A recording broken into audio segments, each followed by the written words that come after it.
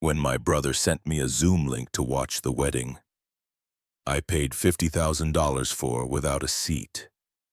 Without a speech, without a name in the program, I didn't argue. I canceled every check, shut my laptop, and let the wedding implode in real time. This isn't just a story about betrayal. It's about reclaiming yourself when the people closest to you write you out. And I promise by the end of this story you'll understand why sometimes burning it all down is the first step to building something real.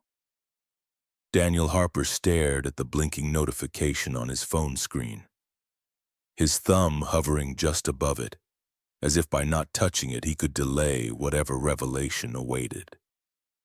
He had been in the middle of debugging a particularly stubborn piece of code, headphones still draped around his neck when the text arrived.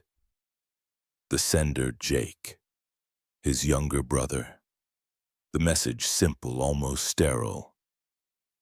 "Hey, just wanted to share the Zoom link for the wedding. We're keeping it really small, hope you understand." But Daniel read it again, then a third time. Each reading didn't bring clarity. It brought numbness.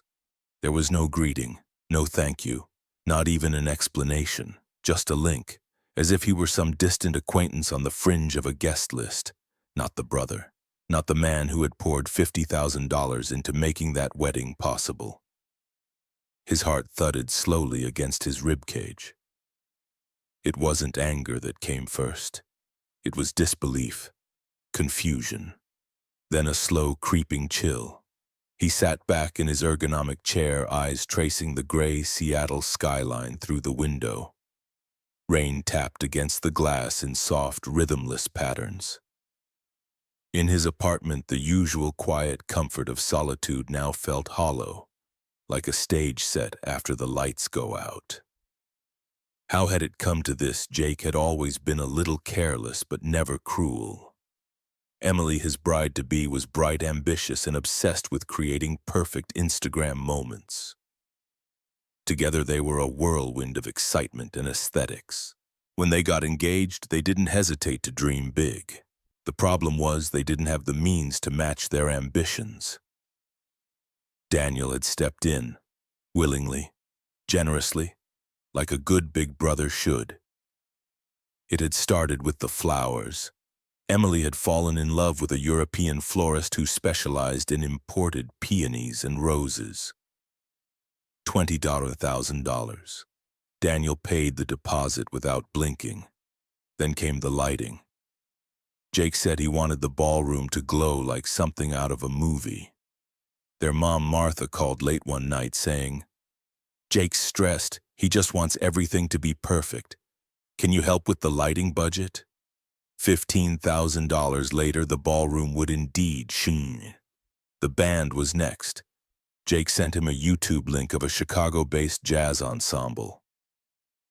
"These guys are insane," he texted. Daniel booked them. Another $10,000. The 4K video team, that was Daniel's idea. You want a wedding that looks cinematic, you need a crew that knows what they're doing. And he found a reputable team and paid $5,000 to lock them in. Daniel didn't just write checks. He coordinated meetings. He negotiated discounts. He sat through Zoom calls at midnight because Emily wanted to accommodate a planner in Italy. He was involved, or at least he thought he was. The message on his phone suggested otherwise. He unlocked it again. The text remained unchanged. So did the small Zoom icon, blue and impersonal. He clicked it. The meeting room was empty, waiting. He clicked out. He sat in silence for a long time. It wasn't the money. He had done well for himself. Years of working at a top-tier software company, smart investments, minimal indulgence. He wasn't angry about the dollars. It was the erasure. He thought back to the call when Jake told him about the engagement. They had laughed. Daniel had even offered his place for the engagement party. He remembered the first vendor meeting where he was looped in on everything. He had a Google sheet titled Jake's Wedding Master Plan, color-coded, budget-tracked, timeline synced. He was proud of it. He had printed a copy and mailed it to their mom. Now he wasn't even invited. Daniel walked to the kitchen, poured himself a glass of water. His hand trembled slightly as he lifted it. The betrayal wasn't loud. It was insidious, clean, clinical. A link, a line, a cut. His mind drifted back to the floral consultation he'd tried to attend. He had flown back from a conference in San Francisco just to be there. But when he arrived, Emily, Jake, and Tyler, Jake's best man, were already deep into mood boards and coffee. "Oh, Daniel, can you cover the extra $500 for the pink peonies? They're just perfect," Emily had chirped. He had paid it, quietly, politely. He thought of the playlist meeting with the band. He had driven 2 hours to their studio. Jake couldn't make it. Emily had a sponsored skincare shoot. "You're the best, bro," Jake had texted. Was he? Was he the best or just the easiest? Daniel returned to his desk, opened the budgeting file. Column after column of expenses bore his name. Flowers, lighting, music, film. He highlighted the total $50,000. He had done it thinking it would bring him closer to Jake. That maybe this was how families work now, support investment showing up. But he hadn't been shown up for. Not once. Daniel took a breath. Not shallow, not broken, just full. He opened a new document on his laptop, titled it simply "The Wedding That Wasn't Mine," and began to type. Before the Zoom link, before the silence, there had been a plan, and Daniel had believed in it. He remembered the first dinner after Jake's engagement. Emily's eyes sparkled under the restaurant lights, her phone camera always poised for the next picture-perfect moment. Jake looked proud, albeit slightly overwhelmed. "We want it to be magical," Emily said, reaching across the table to clasp Daniel's hand. "And we really appreciate your support." It was Jake who added, "You'll be my best man, right?" Daniel had smiled, genuinely moved. Of course. That promise had felt like a bond. It made every dollar spent feel like an investment in love and family. Emily sent him photos of flower arrangements.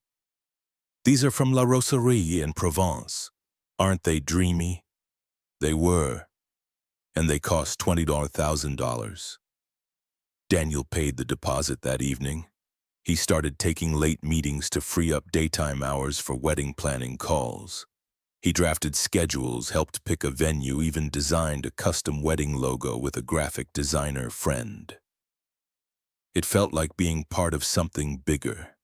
He remembered thinking how much he enjoyed being needed, not for coding, but for family. Then came the lighting. Martha called him late one night. Her voice sounded stressed. "Emily and Jake are really hoping for something elegant," she said. "They want the room to glow. The planners are suggesting programmable uplighting." She paused. "It's expensive, but I told them you'd understand." He did. Another $15,000 wired to the planner. Jake texted, "Thanks, man. You're making this happen." It was that message that made Daniel believe he was more than just a financier. He believed he was a part of something emotional, personal, that his contribution had weight beyond numbers. But slowly things shifted. Jake wasn't replying to emails anymore, and calls turned shorter. It was Emily who updated him, or Tyler, Jake's longtime best friend. "Jake's swamped with work," Tyler said in a voice message. "He says thanks, though." Daniel asked if they needed help with groomsmen suits. Silence. He never got measured. Never heard about the speech slot. The best man role became a ghost title.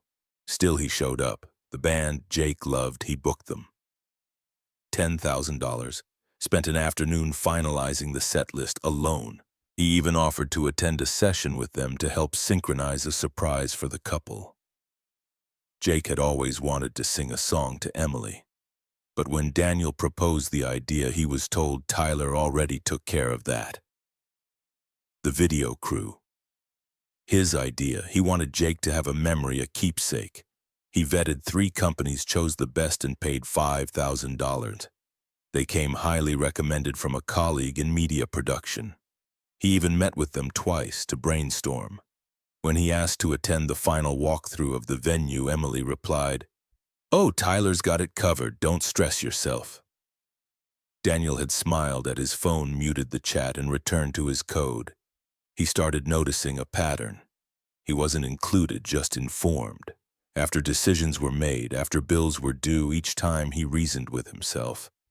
They're busy, they trust me, I'm the big brother, this is what big brothers do. But deep down something ached, a small gnawing doubt, like standing in a room you helped build but not being allowed to stay. He remembered his parents' divorce when he was 15. The way he'd taken on the man of the house role while Jake was still playing with action figures. That sense of duty, once born of love and protection, now felt like a chain. He wasn't building a wedding, he was funding a fantasy and fading from its frame. He once arrived at a flower vendor's meeting only to find it already over. Emily, her friend, Cassidy, and Tyler had already selected everything.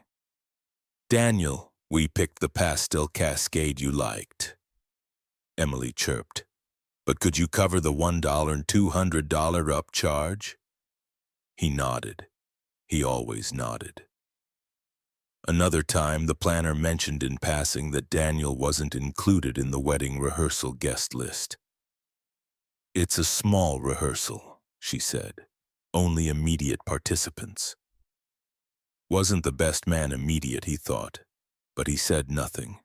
He never said anything, because somewhere he still hoped that all this effort would eventually be acknowledged, that his name would appear on the speech cards or in the thank you slide deck, or maybe even in a quiet moment between brothers.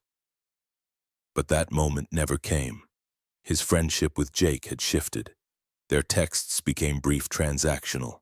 Questions like, "Did you wire it?" replaced "How's work?" or "Want to grab dinner?"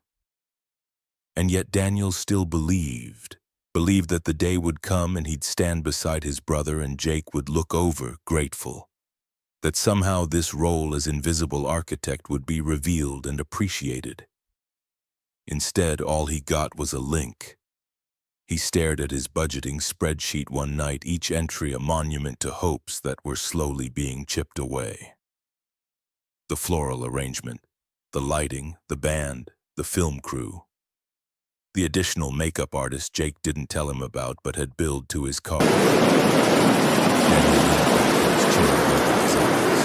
For a moment he tried to calculate what hurt more, the money or the silence that followed each contribution. It wasn't about the dollar signs, it was about the absence of inclusion. The slow erasure, the cold professionalism of family that once felt warm. Still he stayed, because that's who he was. At least that's who he thought he had to be, until that link reminded him otherwise. Daniel stood in the center of the dimly lit venue, the faint hum of electricity echoing in the cavernous room. He was 10 minutes early for the lighting walkthrough. The coordinator had confirmed the meeting the night before, but as the minutes ticked by, no one arrived. Not Emily, not Jake, not even the technician from the lighting crew. Just Daniel clutching his folder of notes, standing alone under the cold glow of temporary fluorescence. He paced a little, checking his phone, refreshing messages. Nothing. He called the coordinator. Voicemail. Left a message with careful courtesy. "Hey, just wanted to confirm if the lighting walkthrough is still on. I'm here at the venue." Still no reply. After 35 minutes, he left. The silence wasn't new, but today it wrapped tighter around him. 2 days later, Daniel arrived at Fleuriste Belle, the upscale flower boutique Emily had raved about on her Instagram. He'd adjusted his work schedule again, hoping to be involved in the floral finalization. Maybe this time he'd actually feel like part of the process. As he stepped through the glass doors, a bell chimed overhead. The scent of fresh roses and eucalyptus filled the air. In the corner, laughter rose from a small circle: Emily, his mother, Martha, and Tyler. They were seated comfortably, sipping iced lattes, swatches of color palettes, and centerpiece samples spread before them like art students at critique. Daniel paused for a moment. No one noticed him. Finally, Emily looked up. "Daniel, hey! We went with the Dutch peonies you loved. But the shipment's exclusive, so there's a slight price bump, like $2,000 extra. Can you settle that with Elise?" He nodded, automatically. Elise, the florist, smiled sympathetically as she handed him a tablet to sign. "You're a lifesaver," Emily added, already turning back to a Pinterest board on her tablet. Martha gave him a once-over, then said, "You've always been so dependable. It's wonderful Jake has you." No one offered him a seat. He stood there awkwardly for a few more minutes before excusing himself. Outside, the summer air was thick. Daniel leaned against a lamppost and stared at the boutique's cheerful window display. Something in his chest tugged, not quite sadness, not quite anger, just an ache. He replayed the moment over and over on the train ride home. How Emily had said "we" when referring to the decision. How she'd assumed he'd pay without even checking. How Martha's praise sounded more like dismissal, like gratitude that he stayed behind the curtain. Back in his apartment, Daniel opened his laptop. The budgeting spreadsheet stared back. The columns were filled with transactions: $20,000 for florals, now $22,000, $15,000 for lighting, $10,000 for the band, $5,000 for filming, dozens of notes, each tagged "paid by D." He scrolled further down the list, noticing an increasing pattern. The most expensive items had come with the least communication. The more he paid, the less involved he became. He thought of the best man role. Still no mention of speeches, no tux fitting, no confirmation of rehearsal dinner presents. One afternoon, he'd asked Martha directly, "Hey, do you know when I should show up for the rehearsal?" She looked up from her crossword brows, slightly raised. "Oh, I think Tyler's handling that. He's really stepped in to help Jake. You've done so much already, Daniel. Let your brother shine, okay? Let your brother shine." The words echoed long after she left the room. That night, Daniel sat in silence, remembering the times he helped Jake study for high school finals, helped move him into college, bailed him out of a bad car lease, when Jake had failed his first year of med school and switched to digital marketing. Daniel had supported the transition with no judgment. He never wanted credit, just connection, just to matter. But now everything felt like a transaction, even love. At work, Daniel's code was clean, efficient, but at home his life felt bloated with unsent emails and unspoken questions. Why hadn't Jake called in weeks? Why did every update come through Tyler or Emily? Why was the one who funded everything also the one being cut out? That night he poured himself a glass of wine and reread the Zoom link message. It hadn't changed. Cold, final, like a receipt, not an invitation. He leaned back and whispered aloud to no one. "Do they even see me, or just what I can give?" No answer came. Just the blinking cursor on an empty email draft he never sent, but something shifted. Daniel started thinking not about what he was excluded from, but why, and he didn't like the answer. Daniel sat at his kitchen counter, a half-eaten sandwich beside his laptop, untouched, for over an hour. He had logged into Instagram out of habit, scrolling mindlessly until a single image froze him mid-scroll. It was a post from Emily. A radiant photo of her standing beneath the floral arch he had funded, the imported blooms bathed in sweet afternoon light. The caption read, "My dream wedding is coming together. Couldn't have done it without my amazing team." She had tagged the florist, the event coordinator, the hotel, even Tyler. But not him, not Daniel. He stared at the screen, the heat of betrayal simmering beneath his skin. His finger hovered over the comment button. He typed "looks beautiful," then backspaced, paused, typed it again, then erased it for good. Why was he still trying to be seen? He closed the app and stared at the screen of his bank's website. The transactions lined up like a procession of ghosts. Each payment a monument to his quiet hope that this wedding would bring them closer. Instead, it had turned him invisible. He pulled up a spreadsheet, carefully logging the expenses again, as if looking at them would make it all clearer. $20,000. Imported floral arch. $15,000. Lighting system. $10,000. Live band. $5,000. Cinematic filming crew. Total $50,000. Every dollar from his savings. Every payment made without question. All tagged under one assumption: he mattered. Daniel took a deep breath and clicked into his email inbox. A message from Elite Events sat unread for 2 days. He opened it now, his stomach tightening. Subject: pending payments for Harper wedding. Hi, Daniel. Just a reminder that the final vendor payments, $30,000 for the June 21st event, are scheduled for automatic processing by Friday. Please confirm if you'd like us to proceed or make any adjustments. Warmly, Megan Walsh, Event Coordinator, Elite Events. Daniel read it twice. The number stared back: $30,000, not yet paid, still under his name. He walked to the window, the city's skyline sharp against the dusk. His reflection in the glass looked tired, not just from work or lack of sleep, but from something deeper: years of being dependable without being valued. He whispered, not with anger, but with clarity, "They don't see me, only what I give." He poured a glass of water, set it down, and returned to the laptop. His cursor hovered over the reply button. This time he didn't hesitate. Hi, Megan. Please pause all pending payments related to the June 21st wedding for Jake Harper. I'll follow up with further instructions shortly. Best, Daniel Harper. He hit send. The email was short, controlled, but it was the loudest thing he had done in years. For the first time, Daniel wasn't trying to be invited. He wasn't begging to be seen. He was choosing himself. And that changed everything. Daniel sat in the quiet of his apartment, the city lights flickering through the tall windows.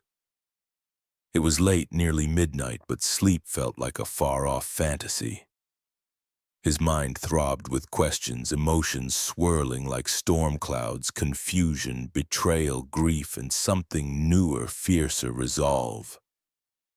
He stared again at the email from Megan Walsh of Elite Events. The subject line like a drumbeat in his brain: pending payments for Harper wedding. $30,000. Still waiting to be released. Still tied to his name, his account, his willingness to be invisible for someone else's spotlight. The cursor blinked in the reply box. He had paused them, yes. But he hadn't canceled. Not yet. He stood and paced the room, his footsteps quiet on the hardwood floor. Each step was a memory: Jake laughing during their childhood road trips, their father's voice urging Daniel to look after his younger brother, their mother Martha's familiar refrain: "You've got your career, your life. Let Jake have this. Let Jake have this." At what cost? Daniel thought about the meetings he had attended alone, the calls he had made, the thousands he had transferred in between project deadlines and code pushes. And for what? To be thanked with silence, replaced by Tyler in planning, sent a Zoom link for his seat at a wedding he paid for. A wave of heat surged in his chest, not rage but awakening. The truth had been whispering to him for weeks. Tonight it roared. He picked up his phone and dialed the number to his bank. The line rang twice before a calm, professional voice answered. "Thank you for calling Pacific Trust. This is Morgan speaking. How can I assist you tonight?" Daniel's voice was steady. "Hi, Morgan. I need to cancel all pending payments associated with an event. The vendor is Elite Events and the total is $30,000. The transactions haven't cleared yet. I want them stopped." There was a brief pause. Morgan asked for verification. Daniel provided everything: his account number, a code sent to his phone. Then she returned. "I see the scheduled transfers," she said. "Are you sure you want to cancel? Once done, this action is irreversible." Daniel closed his eyes for a moment. Behind his lids, he saw Jake's face, Emily's smile under that floral arch, and Tyler standing where Daniel was supposed to. He saw the Zoom link, the caption that thanked everyone except him. He saw himself always giving, never included. He opened his eyes. "Yes, I'm sure. Cancel everything." Morgan confirmed it was done. Just like that. $30,000. Gone not from his bank, but from the wedding he was never invited to. Daniel hung up and exhaled. It wasn't joy. It wasn't vengeance. It was something quieter. Freedom. He walked back to the computer and opened a new email draft to Megan Walsh. Subject: contract termination. Harper wedding. Hi, Megan. I'm officially terminating all remaining payments and involvement under Jake Harper's wedding scheduled for June 21st. Please notify all vendors under Elite Events and adjust records accordingly. Documentation of prior payments is attached. Regards, Daniel Harper. He attached the PDF, scanned receipts, invoices, confirmations of everything he had already given. $50,000 in total. More than most people would ever spend on someone else's dreams. He read the email twice, checking for tone. It was formal but not cold. It said what needed saying. Nothing more. He clicked send. The screen refreshed. It was done. Daniel leaned back in his chair, letting the silence settle over him. There were no immediate consequences, no phone calls, no knocking at the door, just stillness. But he felt it inside like the quiet after a storm. The shaking had stopped. The need to prove himself to be the good son, the generous brother, it dissolved. He wasn't gloating. He wasn't cruel. He was finally finished being the fallback, the wallet, the one who gave everything and asked for nothing.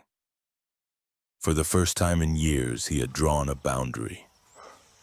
He walked over to the kitchen, poured himself a glass of water, and raised it slightly in the air, a quiet toast. "To choosing myself," he whispered.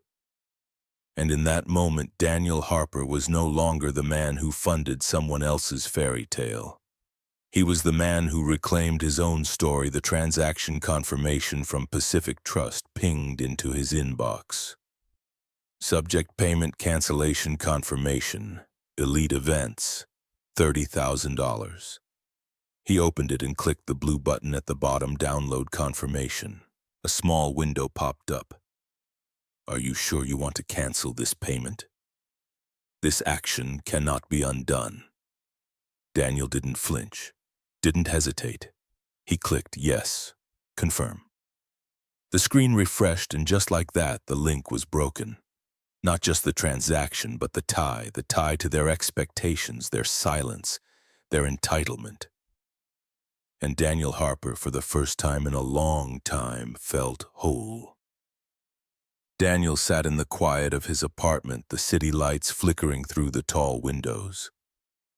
It was late, nearly midnight, but sleep felt like a far-off fantasy.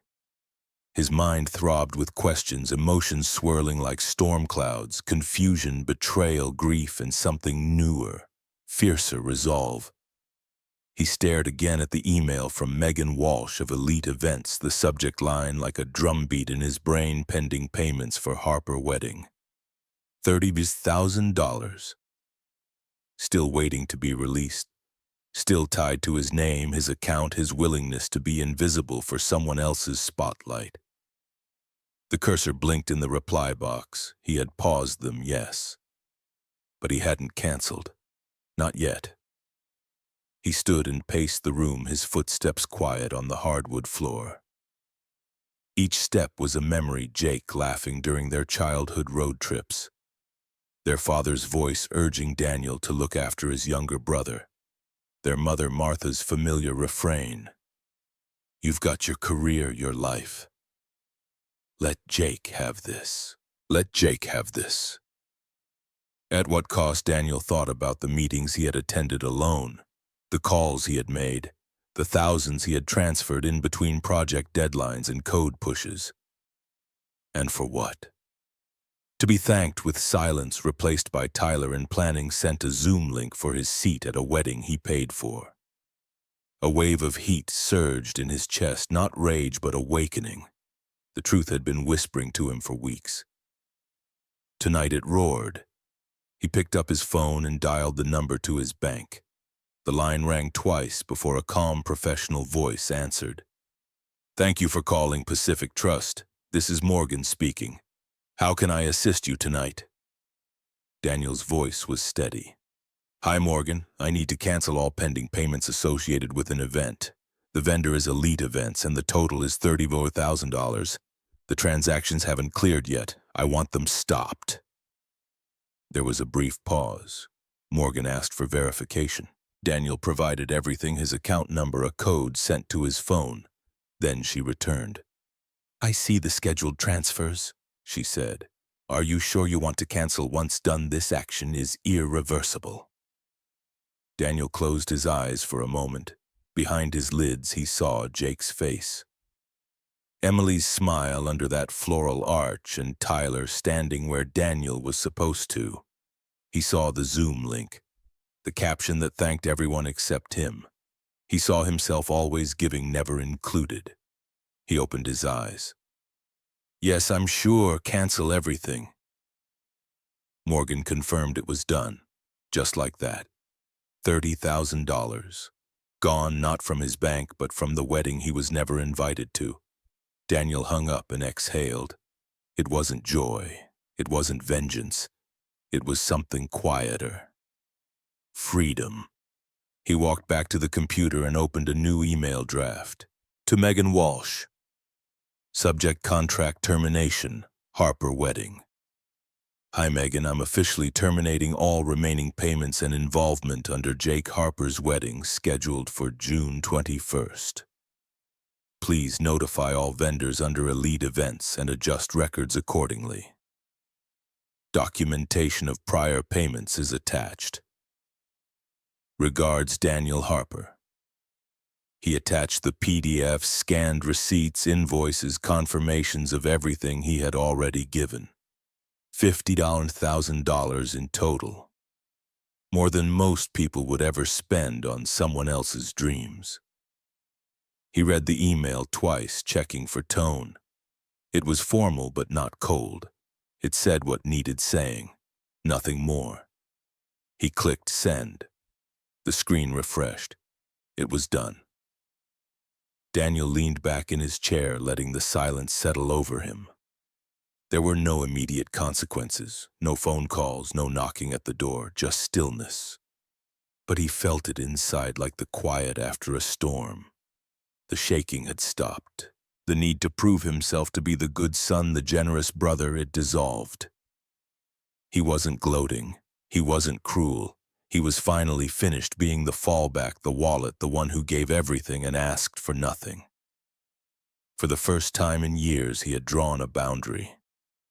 He walked over to the kitchen, poured himself a glass of water, and raised it slightly in the air, a quiet toast. "To choosing myself," he whispered. And in that moment, Daniel Harper was no longer the man who funded someone else's fairy tale. He was the man who reclaimed his own story. The transaction confirmation from Pacific Trust pinged into his inbox. Subject: payment cancellation confirmation, Elite Events, $30,000. He opened it and clicked the blue button at the bottom, download confirmation. A small window popped up. "Are you sure you want to cancel this payment? This action cannot be undone." Daniel didn't flinch, didn't hesitate. He clicked, yes, confirm. The screen refreshed, and just like that, the link was broken. Not just the transaction, but the tie. The tie to their expectations, their silence, their entitlement, and Daniel Harper, for the first time in a long time, felt whole.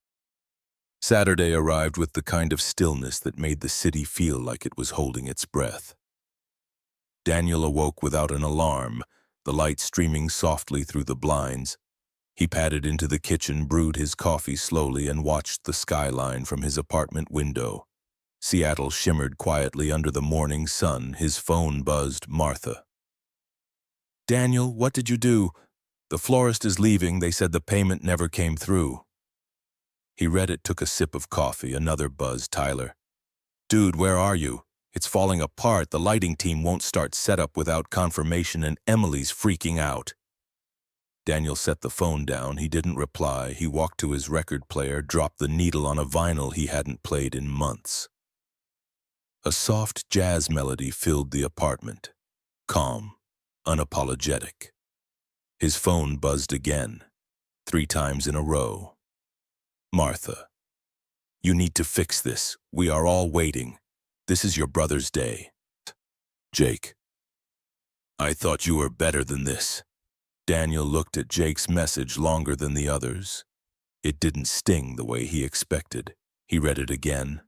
Then slowly he typed a reply. You just couldn't see it." He hit send.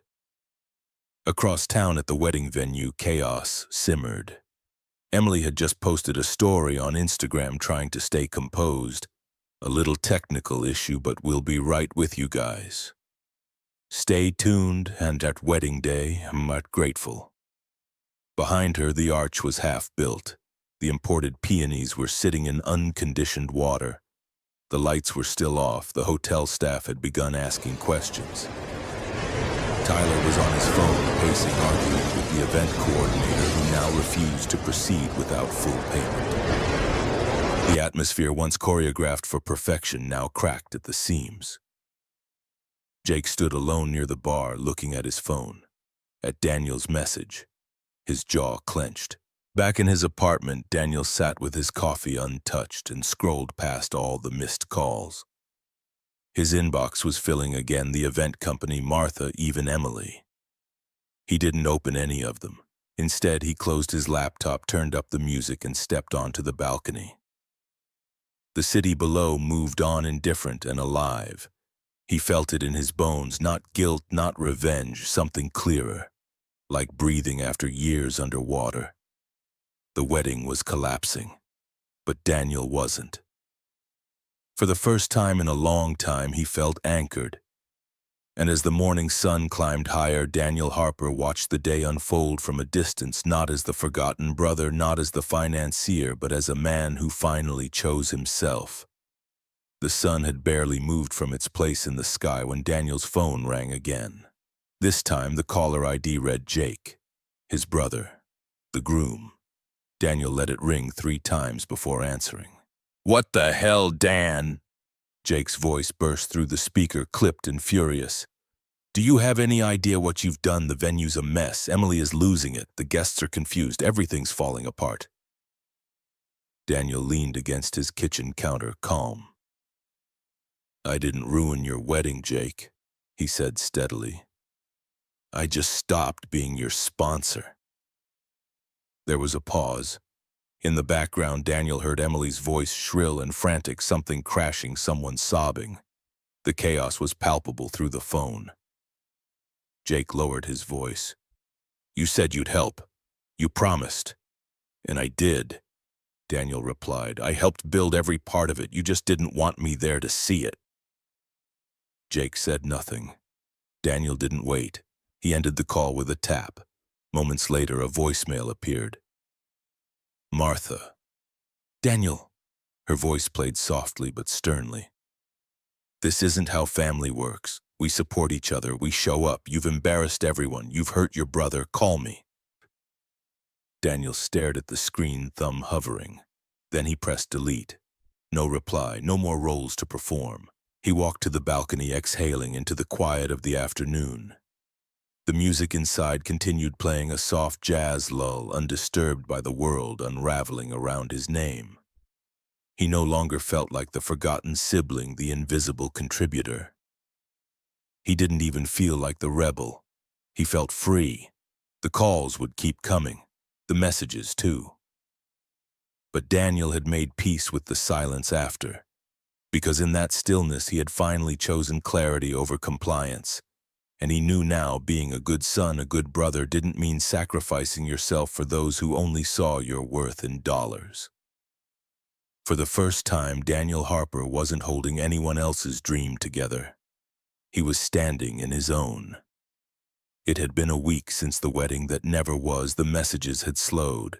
The silence had grown comfortable. Daniel no longer flinched at the buzz of his phone or checked social media with a clenched gut. The calm wasn't just the absence of noise, it was the beginning of something new. On a quiet Wednesday morning, Daniel met Olivia Bennett for coffee. She was an old friend from his days at Stanford, now a UX designer in Chicago. They hadn't spoken in years, but after reading his message, vague but heavy, she'd replied instantly, "Of course, tell me everything."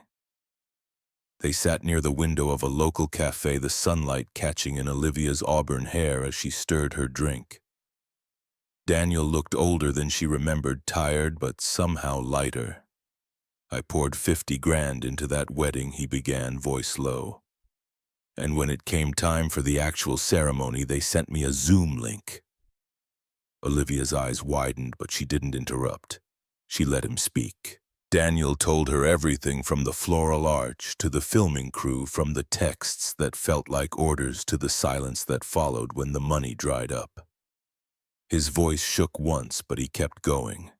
He described the way his name was left out of every Instagram post, how his mother, Martha, told him he should let his brother shine, and how Jake hadn't lifted a finger to acknowledge the sacrifices made. He talked about sitting alone with contracts and invoices, wondering if love was ever really part of the equation. When he finished, Olivia reached across the table, resting her hand over his. "You don't owe them your life," she said. "You gave out of love and they took out of expectation. That's not on you." He nodded, grateful. Then came a pause, gentle but charged. "I've been thinking," he said, glancing out the window. "There's got to be a better way to plan a wedding. Something that keeps people honest, transparent, fair. Not this chaos." Olivia's eyes lit up. "Are you thinking of building something?" Daniel smiled for the first time in days. "Yeah, a platform. Wedding planning that doesn't require a martyr. Clean interface, budget trackers, real-time transparency, collaborative but clear. I want it to be simple, human, and fair. A system that reminds people that relationships are more important than performance." "That sounds like something people need," Olivia said. "What would you call it?" He thought for a moment. Then nuptia. From nuptial but sleeker, a place for honest weddings. She leaned back, impressed.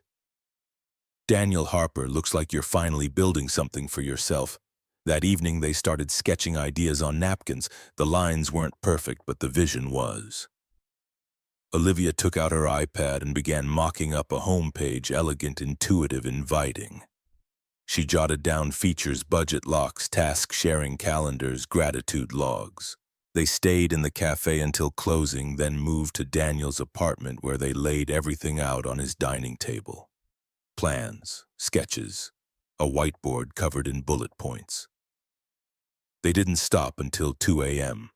The next morning, Daniel registered the domain nuptia.io. He set up a development environment, wireframed the main dashboard, and wrote the first lines of code.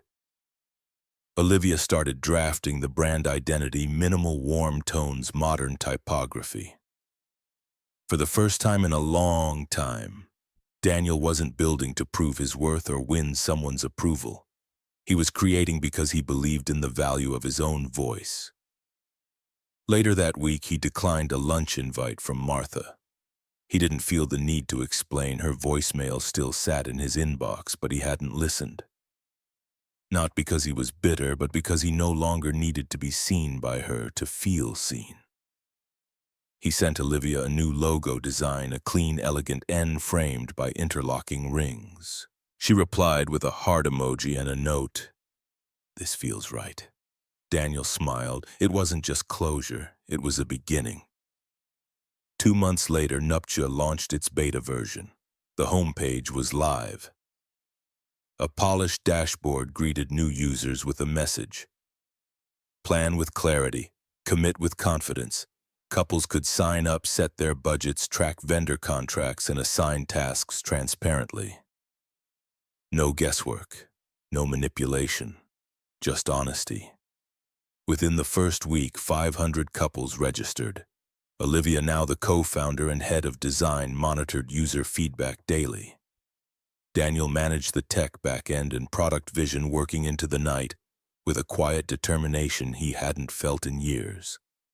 The buzz started slow but steady. A wedding planning influencer on TikTok featured Nuptia, calling it the most stress-free wedding tool I've ever used. Tech blogs picked it up next. Soon, Daniel was invited to speak on a podcast called Founders Table, where early-stage entrepreneurs shared their journeys. He hesitated at first. He wasn't used to being the story, but Olivia encouraged him. "Your pain built something beautiful," she said. "It's worth telling." So he went. In the small studio seated across from the host, Daniel told the truth about the $50 and $1,000, the wedding he was excluded from. The moment he clicked cancel on a transfer and realized he was finally saying yes to himself. "It's not revenge," he told the host. "It's reclamation. I just wanted to build something real." The episode went viral. 3 days later, Daniel received an email from a venture firm in Chicago. The subject line, "Interested in backing Nuptia."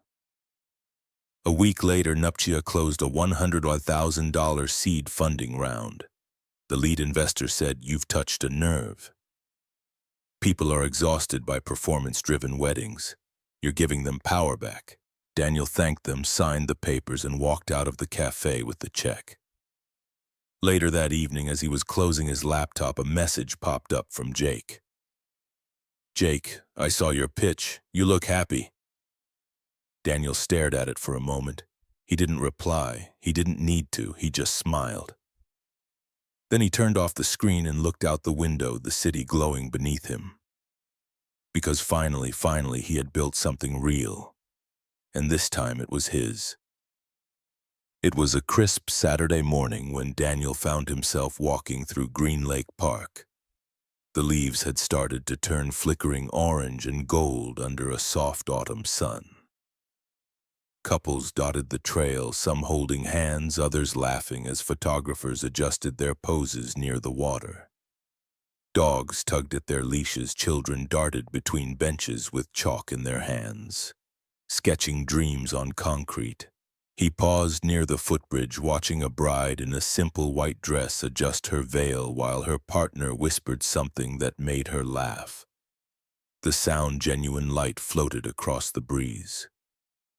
For a moment, Daniel stood still, a quiet observer to love's simplicity. The park was alive with beginnings. Not grand ones, not performative, but soft, intimate starts. There was something healing about that, witnessing joy that didn't come with a price tag or a lighting crew. Olivia joined him minutes later, coffee in hand, a scarf wrapped loosely around her neck. She smiled at the scene. "Seattle's showing off today," Daniel chuckled. "It really is." They walked in silence for a while, shoes crunching leaves, until they reached a bench nestled beneath a sprawling cedar tree. Daniel pulled out his tablet and opened the latest version of Nuptia. The final site design gleamed in soft ivory and blush tones, elegant without trying too hard. He turned it toward Olivia. "What do you think?" She studied it, scrolling slowly. "It's beautiful. Honest. Feels like something people can trust." Daniel smiled, a quiet pride settling in his chest. "We built this from truth, from the wreckage." Olivia nodded. "And you turned it into something that helps people love better. That's rare." Just then his phone buzzed, a message from Martha. "Jake and Emily are trying again. Small gathering this time. Want to join us?" He stared at the screen. His thumb hovered for a second, then he typed, "Thanks. I've already built something worth showing up for." He set the phone down beside him. No anger, no lingering ache, just a boundary he no longer felt guilty for holding. It wasn't rejection, it was redirection. They sat a while longer. A gentle breeze stirred Olivia's scarf. Across the path, a young couple knelt to tie their shoelaces together in laughter. "You're always writing," Olivia said, pulling a worn notebook from her bag. "Got anything new?" Daniel took it, flipped to a blank page, and stared at it. Then slowly he began to write. "You don't have to stay in a story that only sees your wallet. Write a new one. One where you exist." He looked up. Olivia nodded approvingly. "You're going to help a lot of people with this," she said. "Not just couples. People like you." Daniel smiled. People who forgot they were allowed to matter. They began walking again. The path ahead was long, scattered with golden leaves. Somewhere in the distance a child shouted with delight, and as laughter echoed in the distance and the lake shimmered quietly beside them, Daniel Harper closed the notebook. This wasn't just an ending, it was the beginning of the story he chose. One not borrowed, one fully his.